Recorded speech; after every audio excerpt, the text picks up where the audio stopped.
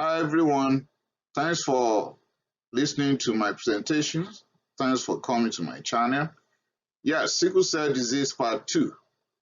Before you can enjoy this Part 2, please kindly check out Sickle Cell Disease Part 1 that I've posted already on my channel.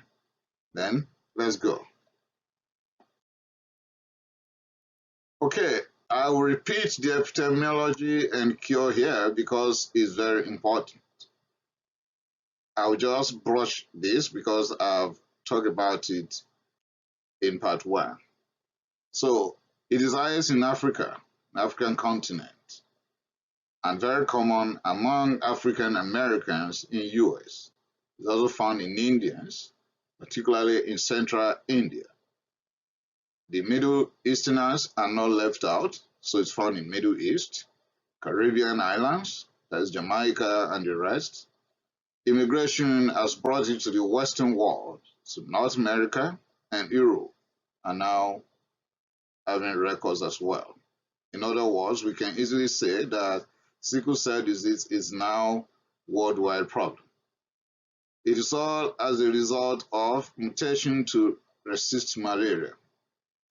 And in the past, there was no cure, but thanks to technology and science, it is now curable with hematopoietic stem cell transplantation, and of course gene therapy, and a great help from hydroxyurea that stimulates the production of hemoglobin F. With that, there will be a big relief in the symptoms.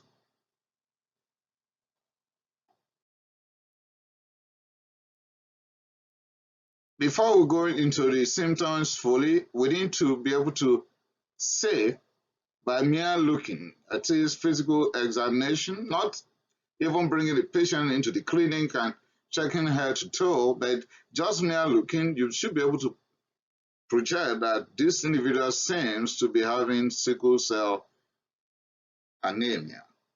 Okay? The habitus, sickle cell habitus. Most will appear slender, tall, with narrow shoulders, narrow hips, unusual head with busting frontal part, abnormal dentition, short neck, a bit kyphotic, long and thin arms and legs, short trunk, hoop-chested,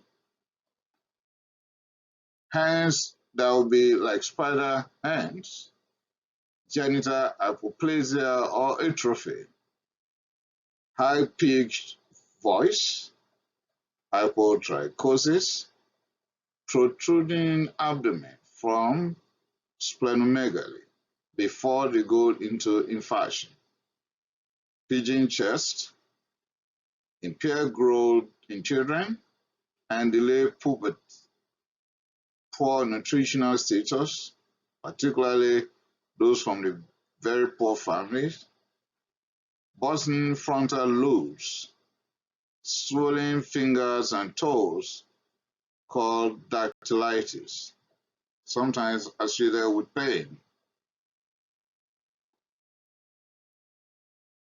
Vaso-occlusive crisis is one of the major symptoms, and of course, crisis of sickle cell disease.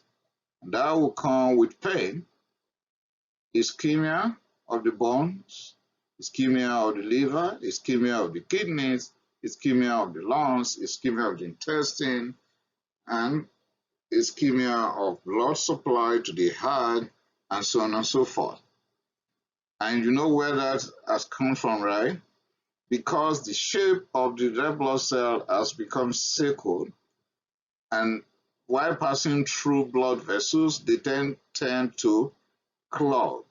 When they clog, they obstruct the flow of blood to the target organ meant to be supplied, and that organ becomes ischemic.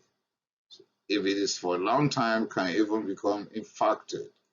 That is why they have pain. Pain in joints, pain everywhere. And that is the account of which many people will present with at the clinics or hospitals, and the main reason why they will seek medical attention most of the time. Dactylitis, that is pain and swelling of the hands and feet. That will be the first manifestation of sickle cell disease in children as young as 5 to 6 months old. There's what we call splenic infarction in children. That is childhood splenic infarction, and that will lead to increased pneumococcal infection, and of course, acute chest syndrome.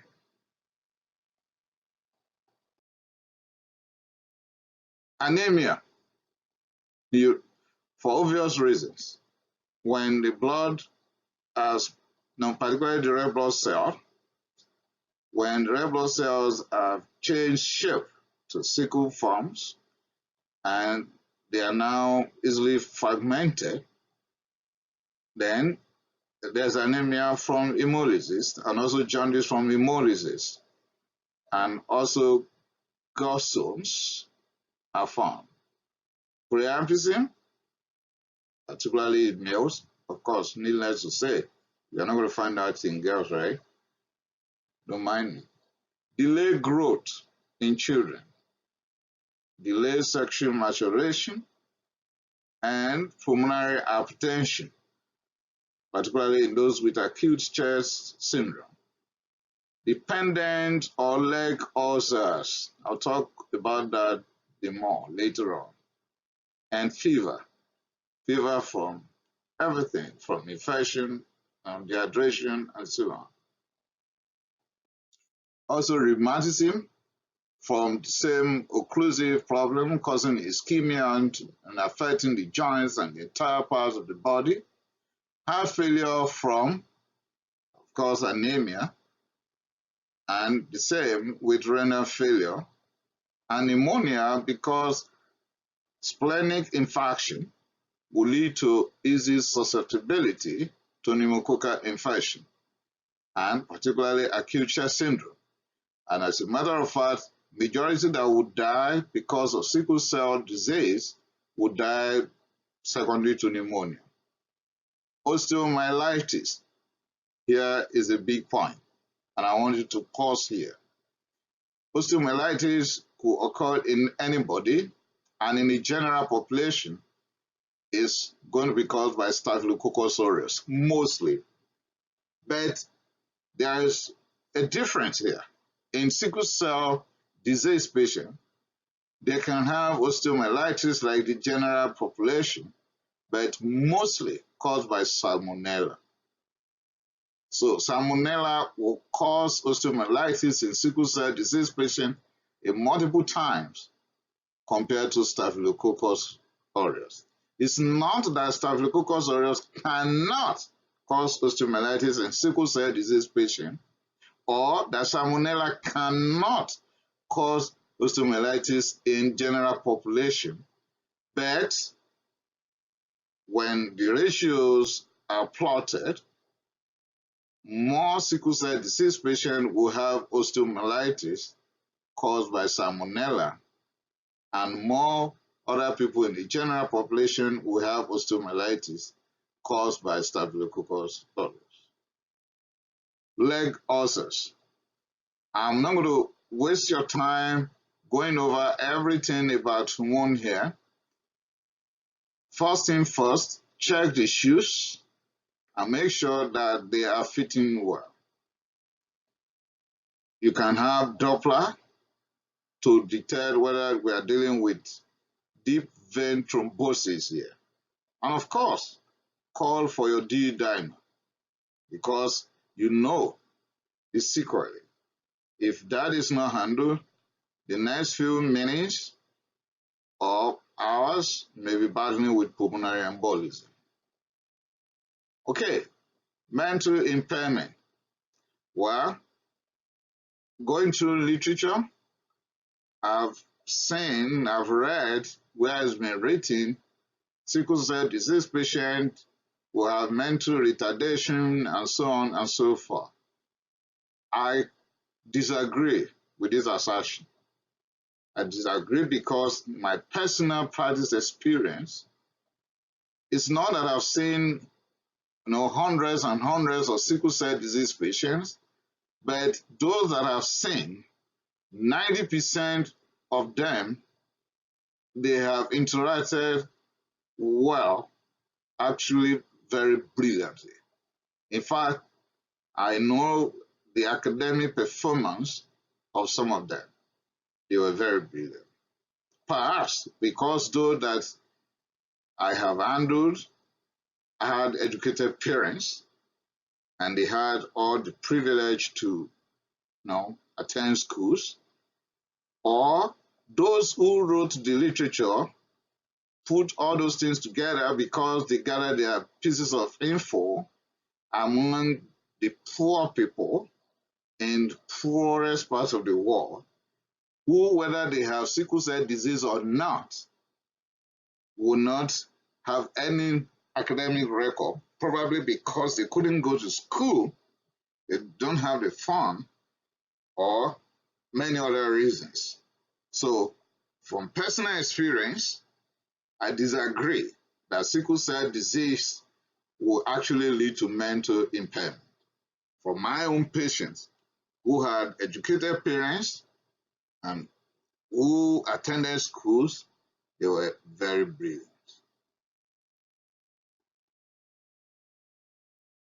Okay, what are the major types of sickle cell disease crisis? To medical students and nurses, you need to know this. Even if you are not going to remember anything, you have to remember this. The major types of sickle cell disease crisis are vaso-occlusive crisis. Many sickle cell disease patients present at clinics or hospitals for the first time because of what?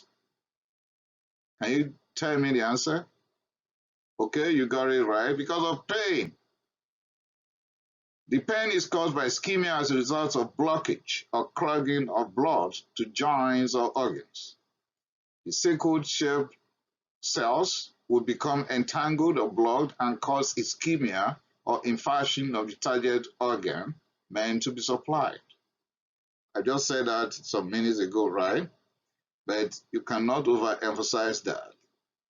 Children can have painful fingers and swollen toes as well, Cholelithiasis. Acute chest syndrome, I'll go to that later on. Priapism, joint pains, abdominal pains, headache, etc. are a few examples of vaso-occlusive crisis.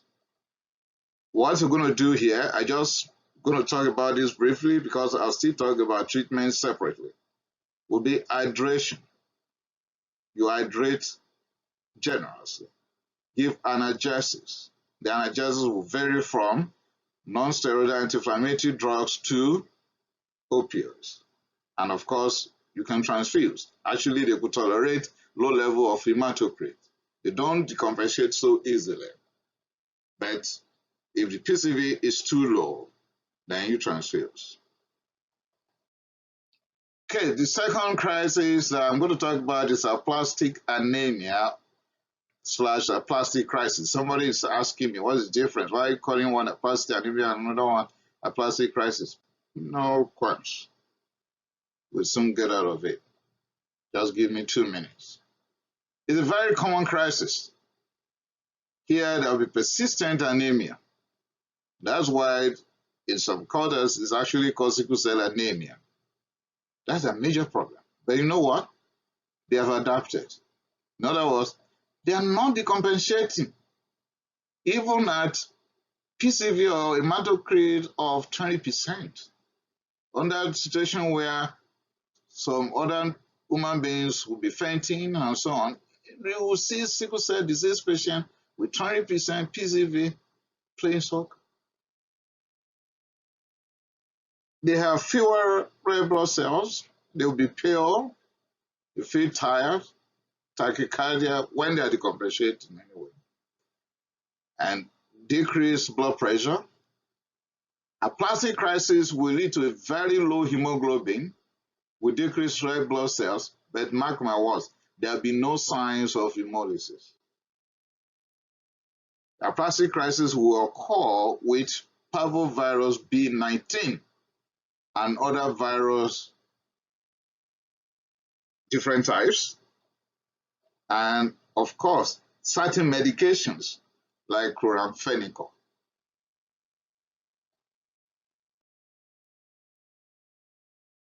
Another major crisis is hyperhemolytic crisis. The sickle-shaped and brittle nature will subject the red blood cells to easy fragmentation. And this could be seen when you have peripheral blood film. When you cough that, you're going to see schizomes and target cells, all of them, fragmented cells. You're going to see them. Particularly when they're passing through tiny blood vessels. The red blood cells here have shorter lifespan. And of course, we are talking about hemolysis.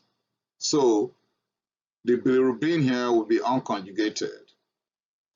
And there will be high level of what? Iron released into the circulatory system.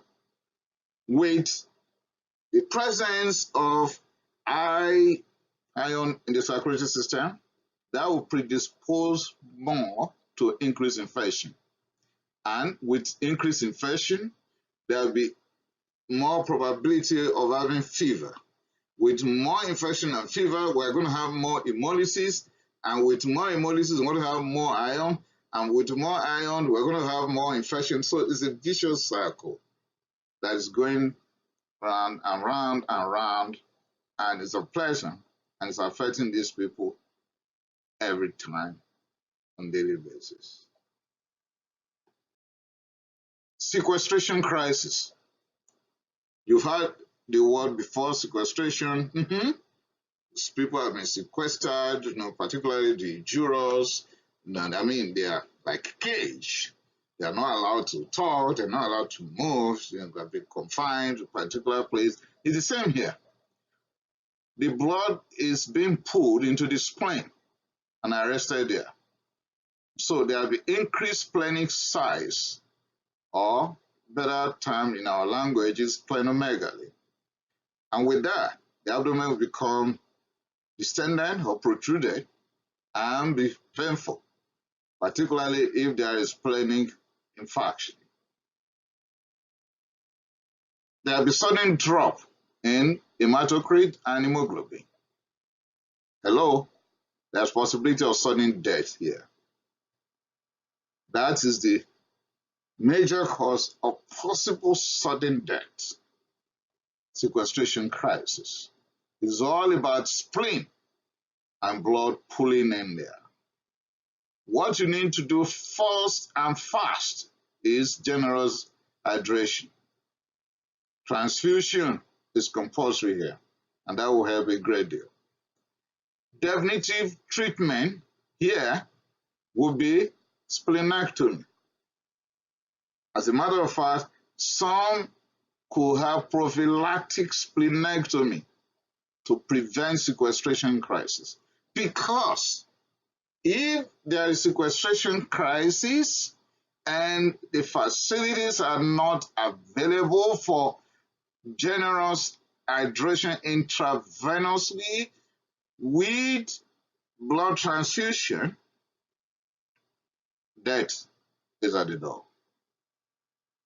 There is a personal experience that I have of someone I knew about, let me see, about 8 years past. They were about traveling as a family across the Atlantic.